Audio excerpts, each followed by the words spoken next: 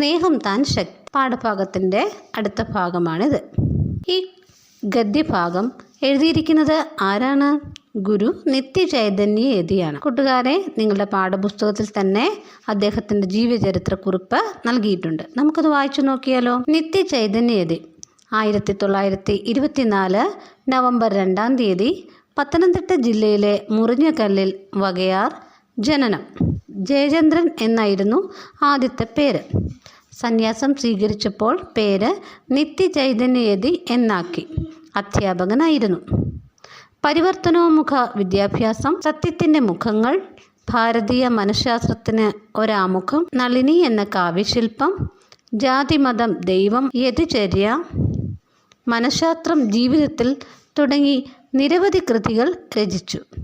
കേരള സാഹിത്യ അക്കാദമിയുടെ അവാർഡ് ലഭിച്ചിട്ടുണ്ട്. 1999 മെയ് 14 അന്തരിച്ചു. കൂട്ടുകാരെ, ഈ പാഠഭാഗം എഴുതിയിരിക്കുന്നത് ഗുരു നിത്യചൈതന്യ യതിയാണ്. അദ്ദേഹം ആരായിരുന്നു? അദ്ദേഹം ഒരു അധ്യാപകനായിരുന്നു. ആദ്യത്തെ പേര് ജയചന്ദ്രൻ എന്നായിരുന്നു. അദ്ദേഹം സന്യാസം സ്വീകരിച്ചപ്പോൾ നിത്യചൈതന്യ യതി എന്ന പേര് സ്വീകരിച്ചു. അദ്ദേഹത്തിൻ്റെ പ്രധാനപ്പെട്ട കൃതികളെക്കുറിച്ച് നമ്മൾ വായിച്ചല്ലോ. കൂട്ടുകാരെല്ലാവരും ഈ ജീവചരിത്രക്കുറിപ്പ് വായിക്കണം. പാഠഭാഗത്തിലേക്ക് പോകാം. സ്നേഹം താൻ ശക്തി. സ്നേഹം തന്നെ ശക്തി. കുട്ടന് 8 വയസ്സ്, ലൈലയ്ക്ക് 6 വയസ്സ്.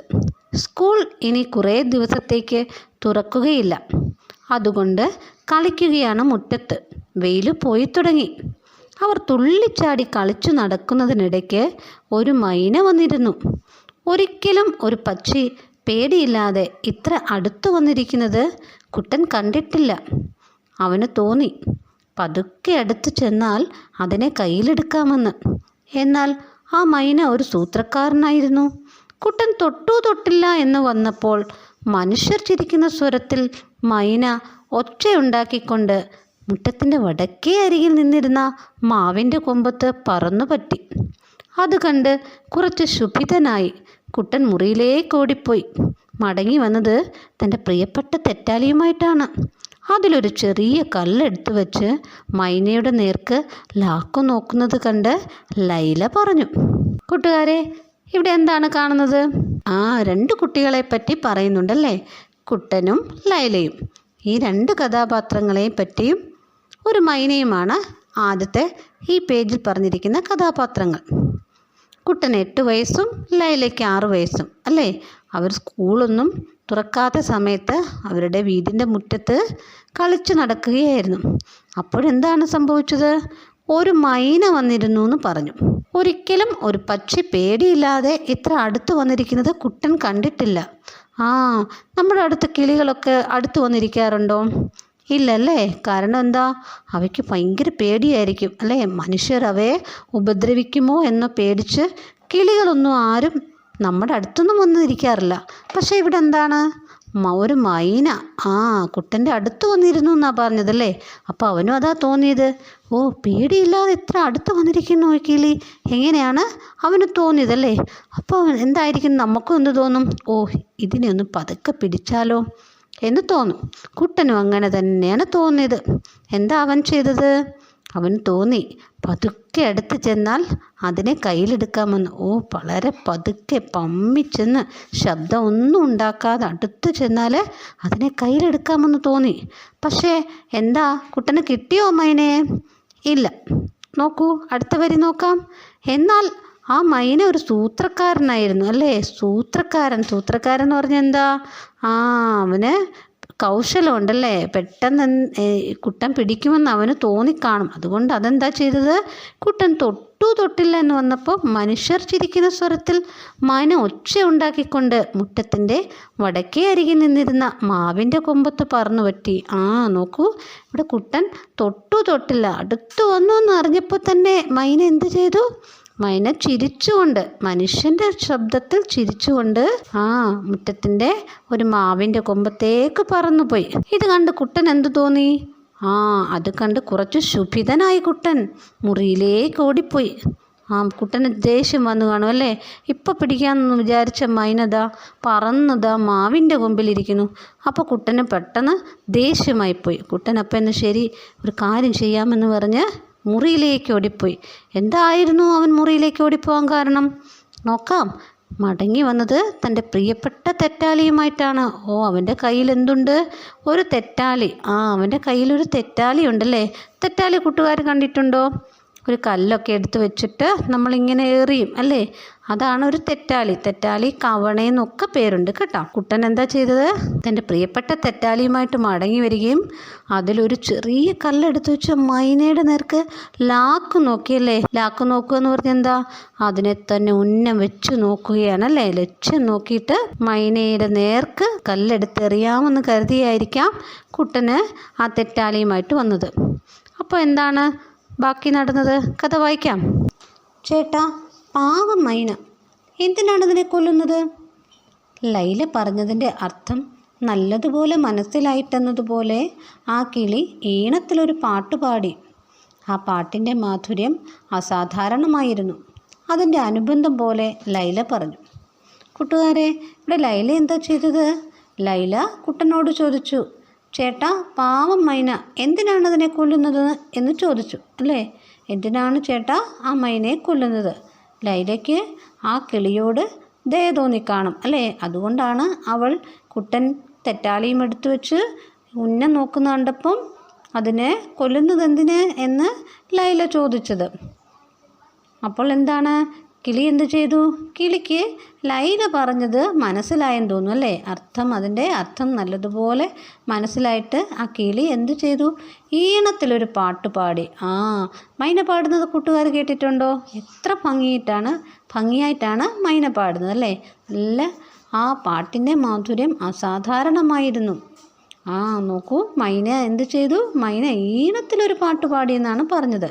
ആ പാട്ടിൻ്റെ മാധുര്യം, എത്രമാത്രം വളരെ മാധുര്യമുള്ള ഒരു പാട്ടാണ് ആ മൈന പാടിയത്. വളരെ അസാധാരണമായിരുന്നു. ഒരു സാധാരണ പാട്ട് പോലെ ആയിരുന്നില്ല, അസാധാരണമായിരുന്നു ആ മൈനയുടെ പാട്ട്. അതിൻ്റെ അനുബന്ധം പോലെ ലൈല പറഞ്ഞു.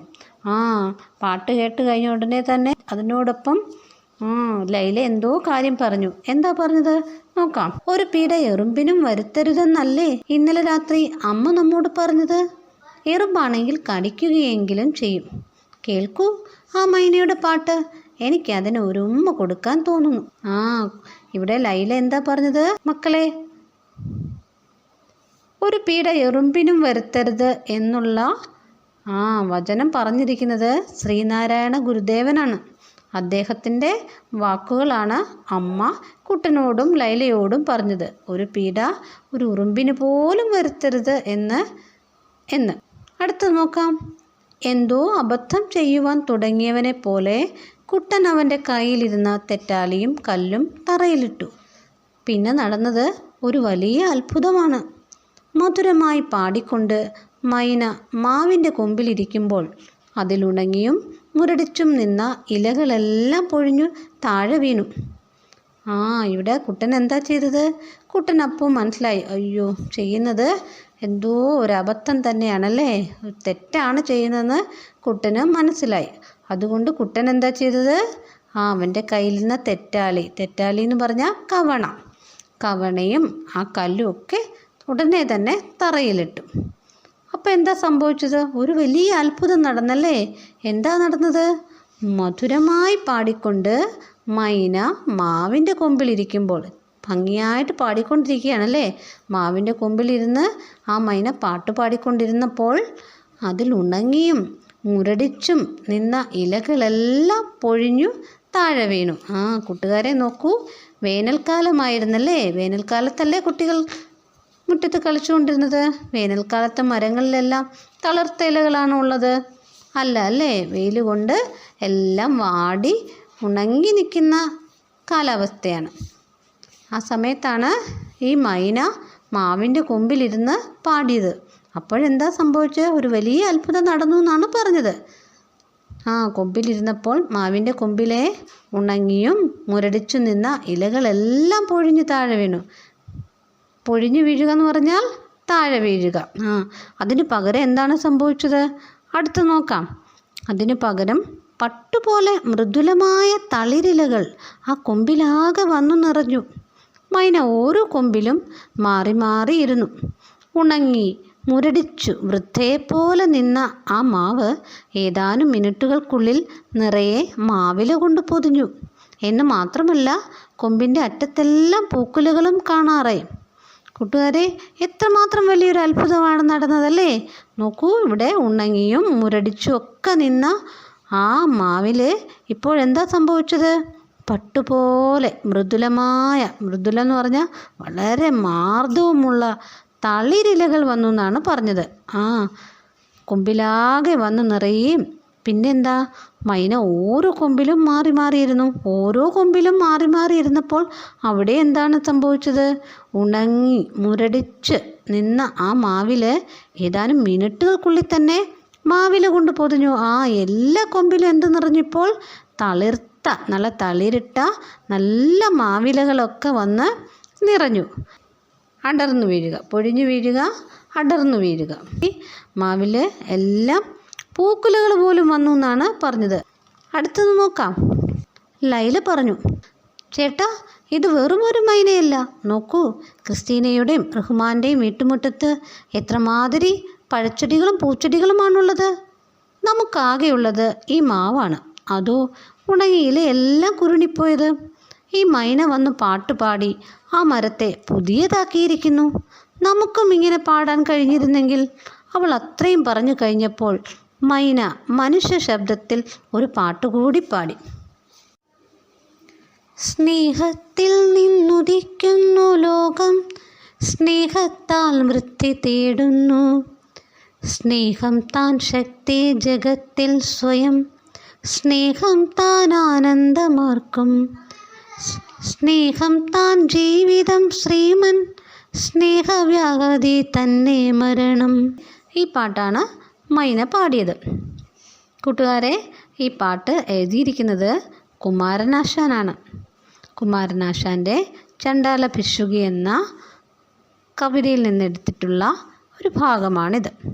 എന്താണ് ഈ പാട്ടിൻ്റെ അർത്ഥം? നോക്കാം. സ്നേഹത്തിൽ നിന്നുദിക്കുന്നു ലോകം, സ്നേഹത്താൽ വൃത്തി തേടുന്നു. സ്നേഹത്തിൽ നിന്ന് ഉദിക്കുന്നു, സ്നേഹത്തിൽ നിന്നാണ് ലോകം ഉദിക്കുന്നതും, സ്നേഹത്താലാണ് വളർച്ച ഉണ്ടാകുന്നത്. സ്നേഹമാണ് ഈ ലോകത്തിൻ്റെ ശക്തിയും. സ്നേഹം എല്ലാവർക്കും സന്തോഷം കൊണ്ടുവരുന്നു. അതുപോലെ സ്നേഹമാണ് നമ്മുടെ ജീവിതം. സ്നേഹവ്യാഹതിയാണ് മരണം. സ്നേഹവ്യാഹതി എന്ന് പറഞ്ഞാൽ സ്നേഹത്തിൻ്റെ ഇല്ലായ്മ, അല്ലെ സ്നേഹം തടസ്സപ്പെടുന്നതാണ് മരണമെന്നും ഇവിടെ പറയുന്നുണ്ട്. മൈന ഇങ്ങനെ വീണ്ടും വീണ്ടും പാടുന്നത് കേട്ടപ്പോൾ കുട്ടികൾക്ക് അത് പഠിക്കാൻ കഴിഞ്ഞു. പിന്നെ മുറ്റത്തും പുരയിടത്തിലും അവർ എവിടെ നിന്നെല്ലാം ഇത് പാടിയോ അവിടെ നിന്നെല്ലാം ഒരു മായാവിദ്യയിലെന്ന പോലെ നല്ല ശോഭയും മണവും തേനുമുള്ള പൂക്കൾ ഉതിർത്തുകൊണ്ട് ഓരോ ചെടി പ്രത്യക്ഷപ്പെട്ടു. ആ നാട് തന്നെ പാട്ടുകേട്ട് കുളിർത്തതുപോലെ വസന്തത്തിൽ എന്നതുപോലെ അതീവ സുന്ദരമായി തീർന്നു. നോക്കൂ, ഇവിടെ പറയുന്ന എന്താണ്? മൈന ഇങ്ങനെ വീണ്ടും വീണ്ടും പാടുന്നത് കേട്ടപ്പോൾ കുട്ടികൾക്കത് പഠിക്കാൻ കഴിഞ്ഞു. ലൈലയ്ക്കും കുട്ടനും ഈ പാട്ട് മൈന വീണ്ടും വീണ്ടും പാടുന്നത് കേട്ടപ്പോൾ തന്നെ അവരത് പഠിച്ചെടുത്തു. പിന്നെന്താണ് സംഭവിച്ചത്? അവർ മുറ്റത്തും പുരയിടത്തിലും ഒക്കെ അവരവിടെ എവിടെ നിന്നെല്ലാം പാടിയോ അവിടെല്ലാം ഒരു മായാവിദ്യ, ഒരു മാജിക് എന്ന പോലെ നല്ല ശോഭ ഭംഗിയും മണവും തേനും ഒക്കെയുള്ള പൂക്കൾ പോലുമുള്ള ഓരോ ചെടിയാണ് അവിടെ പ്രത്യക്ഷപ്പെട്ടത്. ആ നാട് തന്നെ പാട്ട് കേട്ട് കുളിർത്തതുപോലെ, പാട്ട് കേട്ട് വളരെ കുളിർമയുണ്ടായി. വസന്തത്തിൽ എന്നതുപോലെ അതീവ സുന്ദരമായി തീർന്നു. വസന്തകാലത്തിൽ നമ്മൾ കണ്ടിട്ടുണ്ടല്ലേ, പൂക്കളൊക്കെ എത്ര ഭംഗിയായിട്ടാണ് നിൽക്കുന്നത്. വളരെ ഉന്മേഷത്തോടെ തളിർത്ത് നിൽക്കുന്ന ഇലകളും പൂക്കളും ഒക്കെ വസന്തകാലത്തിലാണ് ഉള്ളത്. അതുപോലെ തന്നെ സുന്ദരമായി തീർന്നു എന്നാണ് ഇവിടെ കാണുന്നത്. കൂട്ടുകാർക്ക് കഥയൊക്കെ ഇഷ്ടപ്പെട്ടോ? ഇത് എഴുതിയിരിക്കുന്നത് നിത്യചൈതന്യയതിയാണ്. ഇത്തിരി കാര്യം എന്നുള്ള കൃതിയിൽ നിന്നും എടുത്തിട്ടുള്ളതാണ് ഈ പാഠഭാഗം. നമുക്കിനി പാഠഭാഗത്തിലെ പ്രവർത്തനങ്ങൾ നോക്കിയാലോ? മുന്നിൽ ചേരുമ്പോൾ വാക്കുകൾക്ക് വിപരീതാർത്ഥം വന്നു ചേരുന്നത് ശ്രദ്ധിക്കൂ. മറ്റു വാക്കുകളും ഇതുപോലെ മാറ്റി എഴുതൂ. സാധാരണം, അസാധാരണം. നീതി, അനീതി. ധർമ്മം, അധർമ്മം. സത്യം, അസത്യം.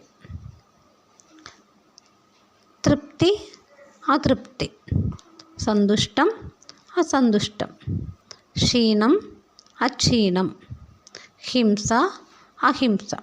കൂട്ടുകാർ ഇനിയും വാക്കുകൾ കണ്ടെത്തണം. അടുത്തത് മാറ്റി എഴുതാം. അടിവരയിട്ട പദങ്ങൾ അർത്ഥവ്യത്യാസം വരാതെ വാക്യത്തിൻ്റെ മറ്റൊരു ഭാഗത്ത് ചേർത്ത് വാക്യം മാറ്റി എഴുതാം. ഒരിക്കലും ഒരു പക്ഷി പേടിയില്ലാതെ ഇത്ര അടുത്തു വന്നിരിക്കുന്നത് കുട്ടൻ കണ്ടിട്ടില്ല. ഒരു പക്ഷി പേടിയില്ലാതെ ഇത്ര അടുത്തു വന്നിരിക്കുന്നത് കുട്ടൻ ഒരിക്കലും കണ്ടിട്ടില്ല. അടുത്തത് നോക്കാം. അവർ കളിക്കുകയാണ് മുറ്റത്ത്. അവർ മുറ്റത്ത് കളിക്കുകയാണ്. അവന് തോന്നി പതുക്കെ അടുത്തു ചെന്നാൽ അതിനെ കയ്യിലെടുക്കാമെന്ന്. ഇവിടെ അടിവരയിട്ടിരിക്കുന്ന വാക്ക് ഏതാണ്? പതുക്കെ. നോക്കാം എങ്ങനെ എഴുതാമെന്ന്.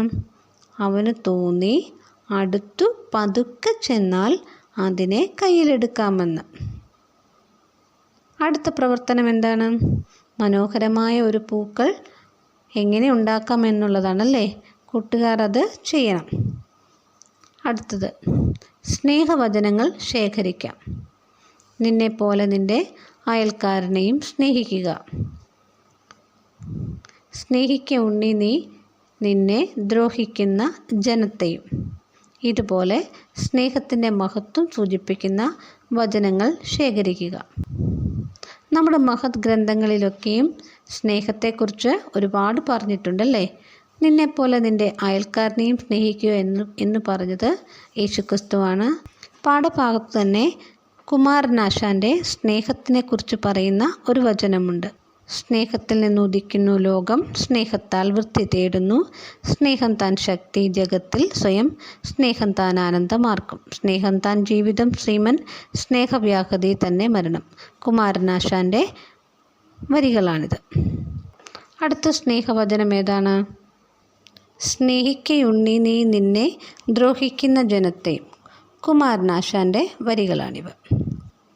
വിശുദ്ധി എന്നത് സ്നേഹത്തിൻ്റെ നിഴലിൽ നിന്നും വരുന്നതത്രേ. ടാഗോർ. സ്നേഹമില്ലാത്ത ജീവിതം എന്നത് മരണത്തിന് തുല്യമാണ്. ഗാന്ധിജി. കൂട്ടുകാരിനിയും സ്നേഹവചനങ്ങൾ ശേഖരിക്കണം. പാഠഭാഗം എല്ലാവർക്കും ഇഷ്ടമായല്ലോ. അടുത്ത ഭാഗം അടുത്ത വീഡിയോയിൽ കാണാം.